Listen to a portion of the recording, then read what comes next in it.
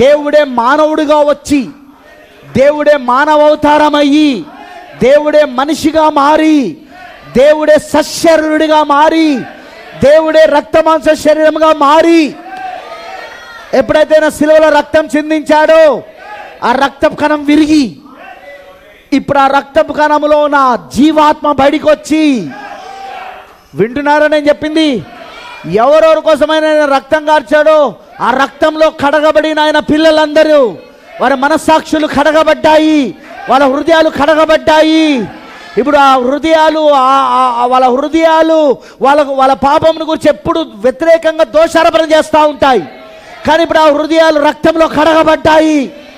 ఇప్పుడు వాళ్ళ మనస్సాక్షి రక్తంలో కడగబడింది. ఇప్పుడు యేసుక్రీస్తు రక్తంలో ఇప్పుడు ఆ కడగబడిన వారిలోనికి ఆత్మ వచ్చి నింపబడుతున్నప్పుడు, ఆత్మ వాళ్ళలోనికి దిగొస్తున్నప్పుడు అటు నీటి మూలంగా, రక్త మూలంగా, ఆత్మ మూలంగా జన్మించబడుతున్నాడు. ఎప్పుడైతే నీరు, రక్తము, ఆత్మ ద్వారా కొత్త జన్మ పొందుకుంటున్నాడో ఇప్పుడు ఆ వ్యక్తి దైవ స్వభావములో జన్మించబడ్డాడు. పాతవన్నీ గతించెను, ఇదిగో సమస్తము క్రొత్తవాయెను.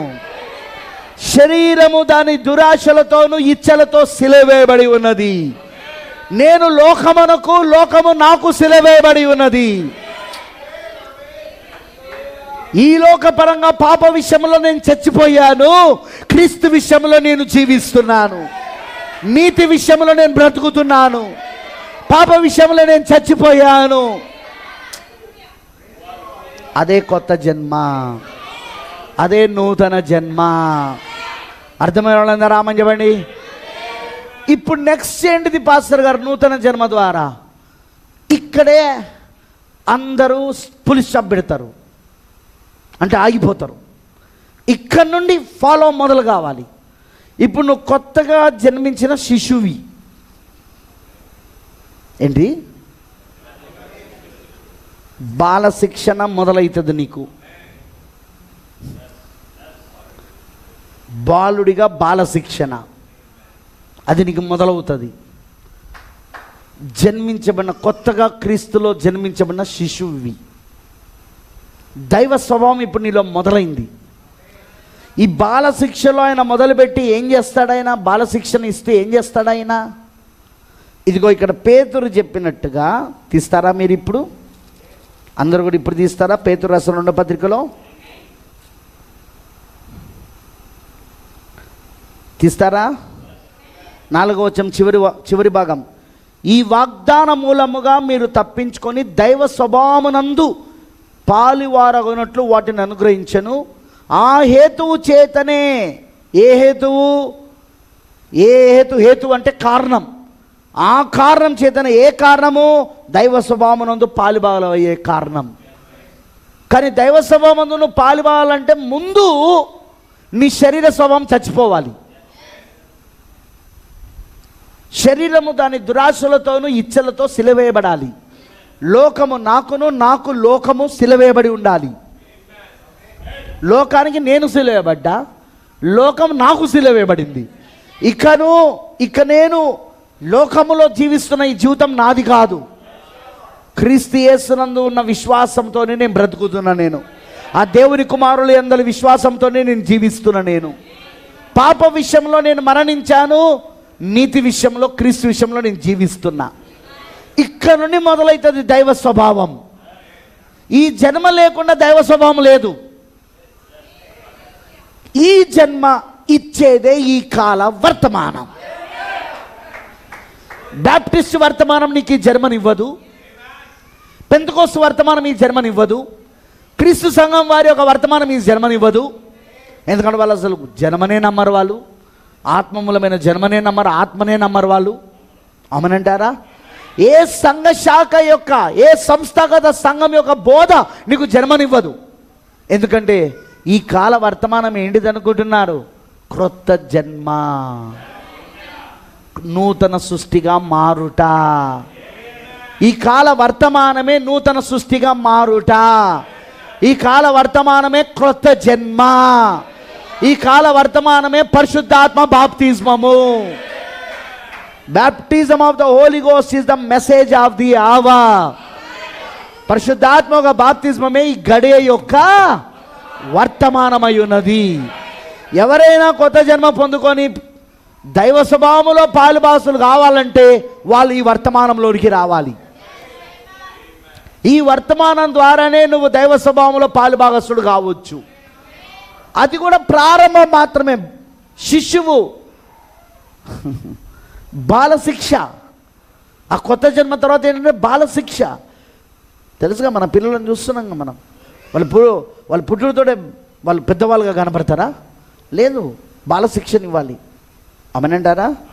అదిగో ఆ కొత్త జన్మ కోసం నువ్వు ఈ కాల వర్తమానంలోనికి రావాలి. ఆ కొత్త జన్మ పొందుకుంటేనే నీకు బాలశిక్ష మొదలవుతుంది. ఆ కొత్త జన్మ పొందుకుంటేనే నీకు దైవ స్వభావం ప్రారంభమవుతుంది.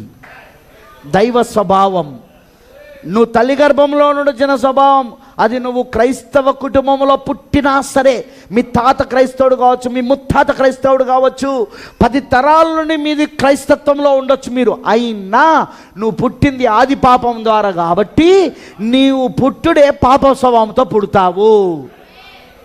నీ పేరు క్రైస్తవ పేరు పెట్టినా నీకు పాప స్వభావమే నీది. కొత్త జన్మ పొందుకుంటేనే దైవ స్వభావం. అమనంటారా అని చెప్పింది. ఆ దైవ స్వభావం పొందుకున్న తర్వాత ఏంటిది బ్రదర్? అదే అంటున్నాడు 5వ వచనం. ఆ హేతువు చేతనే మీ మట్టుకు మీరు పూర్ణ జాగ్రత్త గల వారై మీ విశ్వాసమునందు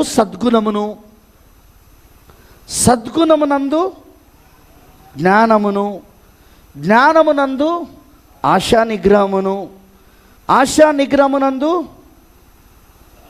సహనమును. అమనంటారా? సహనమునందు భక్తిని, భక్తి యందు సహోదర ప్రేమను, సహోదర ప్రేమ యందు దయను, దయానగా తలరాయి. ఒక్కసారి దాంట్లో నా ఫొటోస్ ఉంటాయి, తీ బ్రదర్ మధ్యలో. తీ మధ్యలోది ఫొటోస్ ఉంటాయి చూడు, అవిది తీ బయటికి తీ అన్నీ తీసుకురా. ఓకే తీసుకురా, ఓకే నో ప్రాబ్లం, ఏదైనా పర్వాలేదు.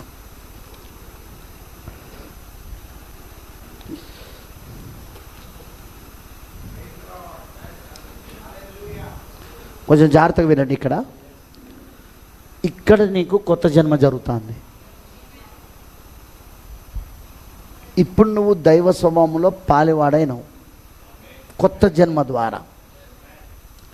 అసలు నువ్వు దేవుని ఆలోచనలో ఉన్నప్పుడు దైవ స్వభావంలో పాలిభాగస్తుడవై ఉన్నావు. ఎందుకు? క్రీస్తులను ఏర్పరచబడి ఉన్నావు. జగత్ పునాది వేయబడక మునిపే, లోక పునాదులు వేయబడ మునిపే నువ్వు క్రీస్తులో ఏర్పరచబడినప్పుడే దైవ స్వభావంలో నువ్వు పాలిభాగస్తుడివి. కానీ ఆది పాపము ద్వారా ఈ భూమిపైన జన్మించడం వలన, తల్లి గర్భంలో నుండి ఆది పాపం ద్వారా మనిషి ఇచ్చల శరీరిచ్చల ద్వారా పుట్టడం వలన ఇప్పుడు నీలో పాప స్వభావం వచ్చింది. కానీ నీకు ఇప్పుడు కొత్త జన్మ జరిగి, అందుకే కొత్త జన్మ ఎవరు జరుగుతుంది? పాప స్వభావంలో ఉన్న ప్రతి ఒక్కరికి కాదు. పాప స్వభావంలోనికి రాకమునుపు, తల్లి గర్భములోనికి శరీరైచ్చ మనిషిచ్చల ద్వారా జన్మించబడక మునుపు, క్రీస్తు లోపట ఎవరైతే జగతు పునాది వేయబడక మునుపు ఏర్పరచబడి ఉన్నారో వారికి కొత్త జన్మ మొదలవుతుంది.